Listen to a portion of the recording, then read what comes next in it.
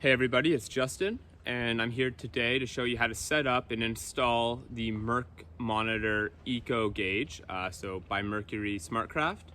And it's a bit complicated. There's not a ton online on how to set this up, so I thought I would make a video on it and just kind of how I installed it. I have a 40 horse Mercury 2007 fuel injected, so it's like one of the first models or first years those outboards were powered with Mercury SmartCraft, to the best of my knowledge.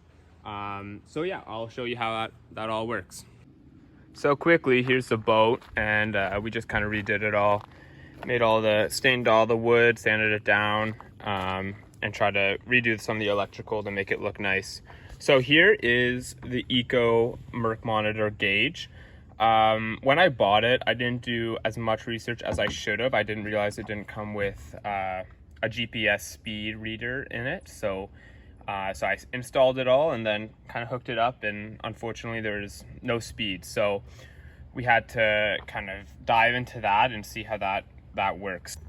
So over here, looking at the controls, this is the SmartCraft kind of outlet we have coming out, and this is essentially what you connect the wire harness that attaches to the gauge here to.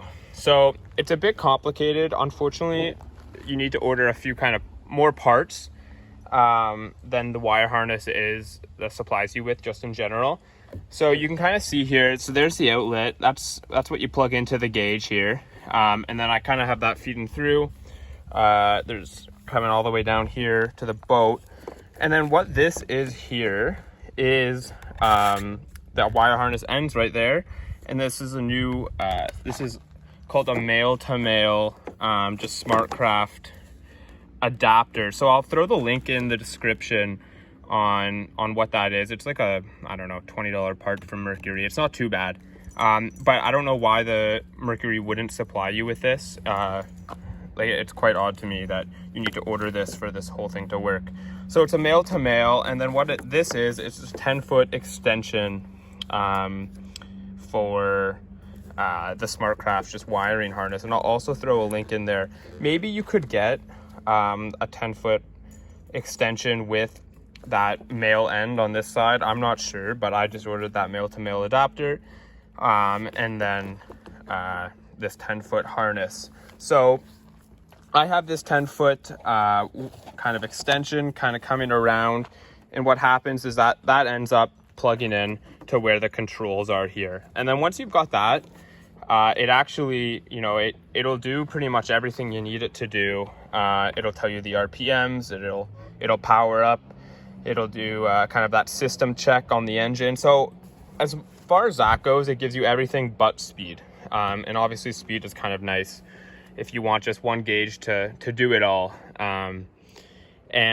So I'll kind of look into how I was able to hook that speed up now. So the best way to get speed, in my opinion, is just adding a GPS speed reader. And you could install like a pitot tube water pressure sensor on the engine, but I didn't know how to do that, and I wasn't really up for that challenge. So what I did is this MercMonitor Eco Gauge, the wire harness coming out of it, you can kind of see underneath here, these kind of wires are a NMEA 0813 network. So that's kind of a standard marine output network for speed. And so if you find a GPS receiver like the one I did here for, I'm blanking on the price, but probably no more than $50 on Amazon.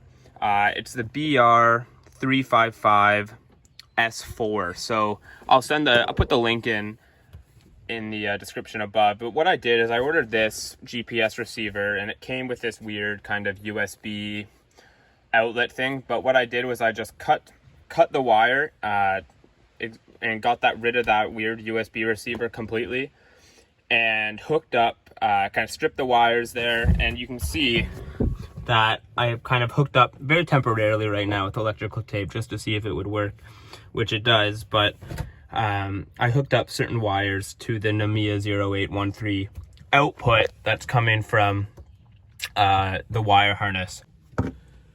So right here we've got these two wires. So there's a white with a blue stripe and a blue with a white stripe, you can see there. And those are the two wires coming out of the NMEA 0183. That's that output from the MercMonitor wire harness.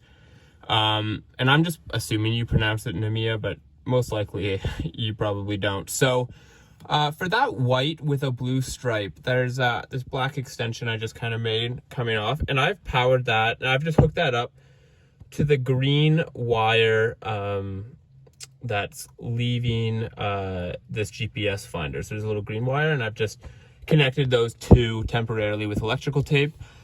And then this other one here, the blue with a white stripe, is, I mean, ironically it's a red wire, but it's actually just grounded off. So I have that kind of going to my ground, my negative bus right here. So that is that, and then we will look further into the specific wire connections I've got going on with the GPS finder over here.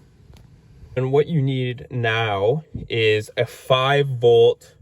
You need to change the volts from a 12 volts to 5 volts. So that's a transformer, and I just ordered that off Amazon. Again, not an expensive part. I'll put the link in the description below. But because this is GPS receiver is meant for USB, I believe there's only like 5 volts coming out of a computer that would be powering it. So that's why I bought that 5-volt transformer. So it puts 12 to 5 and it powers this thing up, no problem. So the yellow wire coming out of the 5-volt transformer is attached to the red wire coming from the GPS receiver. The black wire coming out of the 5-volt transformer is attached to the black wire coming from the GPS receiver. And then all the other wires are grounded off, or not really grounded, but just electrical taped off. And like I mentioned before, that green wire coming from the GPS receiver goes directly to the wire harness, to that blue, the white with a blue stripe wire for the NMEA 0813 network.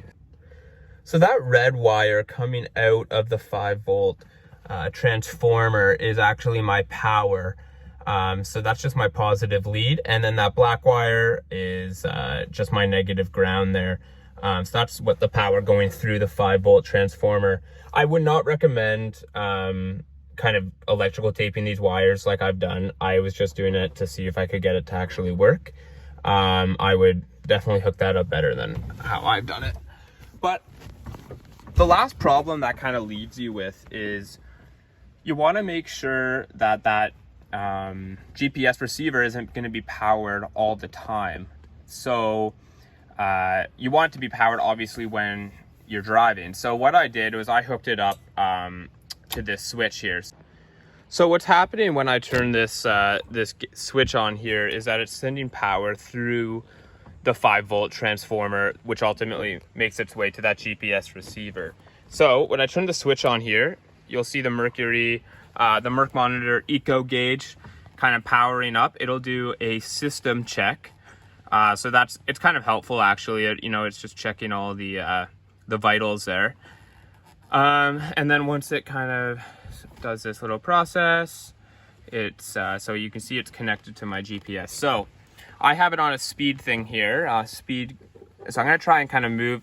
There you go. I'm just moving that GPS receiver with my hand there, as you can see, and you can see that it's reading speed. So that's kind of it. There's a lot more you can do with these MercMonitor Eco gauges. I'd strongly recommend. They're not the cheapest, but when we're restoring a boat like this, it's quite nice just to update all the electrical and go from there. So it tells you a lot. You can RPM, you can have a troll control through the Eco gauge, and it really does a lot. So I hope that this video was helpful for everybody. Please don't hesitate to ask in the comments if you have any questions. There's just a serious lack of information on installing these on YouTube and on the internet. So I hope I can help. Thanks.